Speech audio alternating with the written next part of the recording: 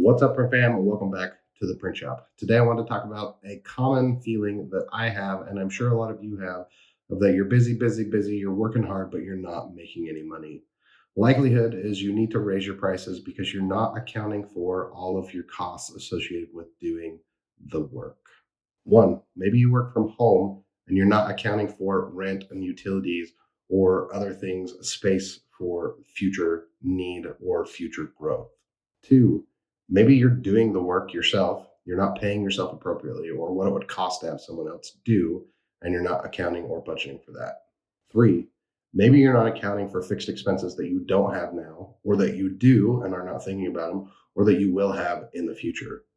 Insurance, employees, utilities, and other things like payroll taxes, workers' compensation, different things that are not associated with your business now, but that are required for your business in the future.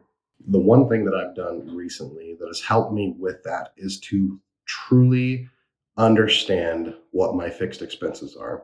So I've made a calculator to help me do that, and I'll have that available down in the description. But basically, it lets me input all of those expenses: my rent, my utility, my software, my phone, everything associated with running my business as a fixed expense.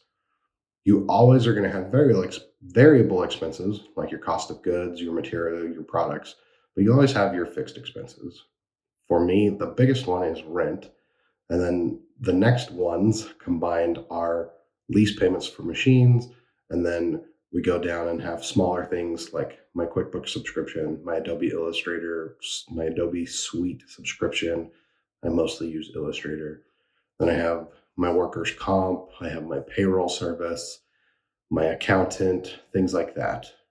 And then some people do account fixed expenses as employees, some people don't. Sometimes it can be a mix because maybe you have some employees that are hourly, but you have some employee that may still be hourly, but are a fixed expense for the business rather than a asset to the business, meaning maybe you have an assistant or a secretary or a CSR that is just a fixed cost versus you have production people that is more variable because of the work that they do is tied to the creation of a product. So you can look at it both ways. I personally just treat the employee as a fixed expense because for me, I know that that is going to be how it is, but I also only have a couple of people. So I know what the price is. It's not really going to change day to day, week to week, month to month for me until I get a bigger crew. So those are some things to look at. And let's go over some of the reasons why that's super important.